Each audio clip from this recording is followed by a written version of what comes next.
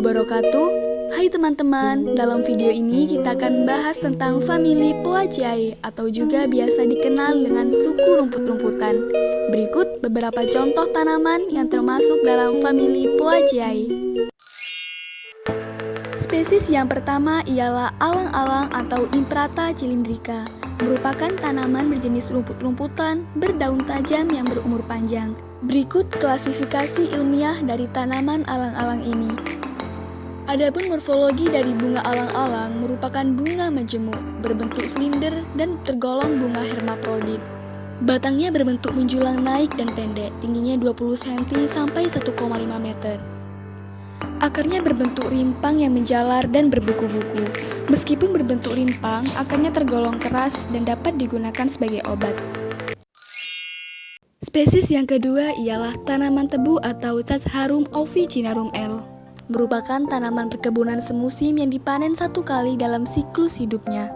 Menurut United States Department of Agriculture 2018, klasifikasi tanaman tebu adalah sebagai berikut. Adapun morfologi dari tanaman tebu, daunnya tergolong daun tidak lengkap karena hanya memiliki pelepah dan juga helai daun. Daunnya memanjang di bagian ruas dan panjangnya kurang lebih 1 hingga 2 meter.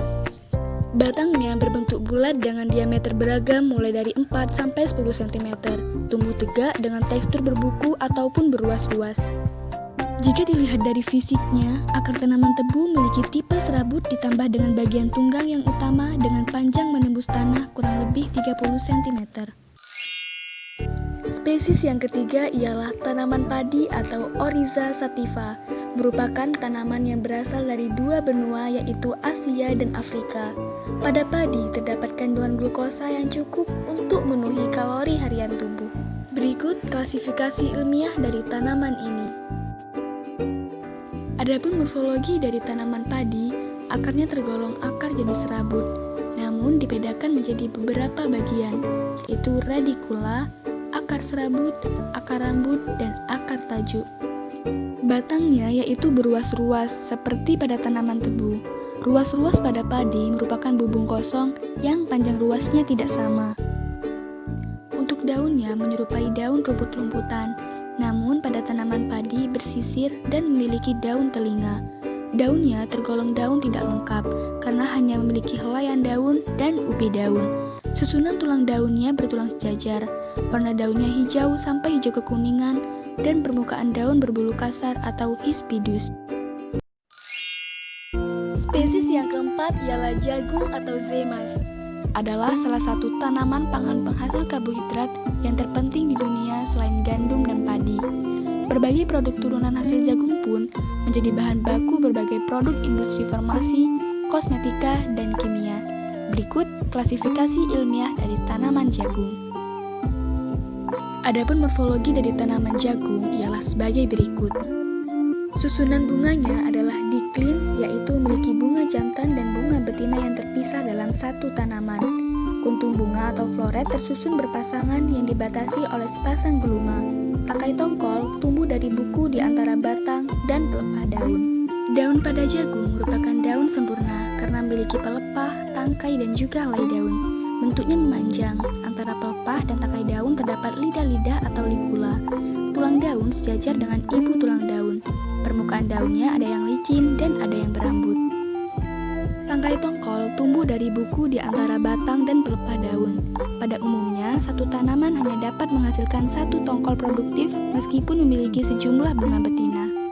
Batang jagung tumbuh tegak dan mudah terlihat, namun tidak banyak mengandung lignin.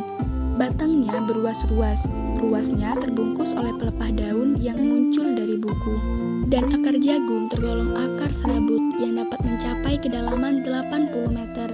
Pada tanaman ini yang sudah cukup dewasa, muncul akar adventif dari buku-buku batang bagian bawah yang membantu menyangga tegaknya tanaman.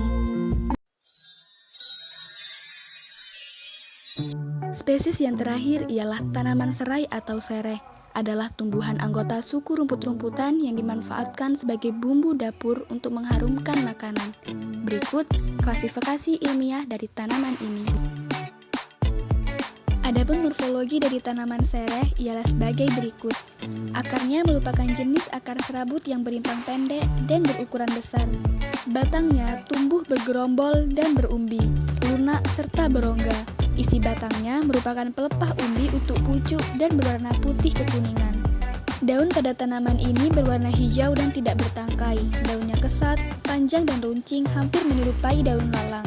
Selain itu, daun tanaman ini memiliki bentuk seperti pita yang makin ke ujung makin runcing dan berbau citrus ketika daunnya diremas.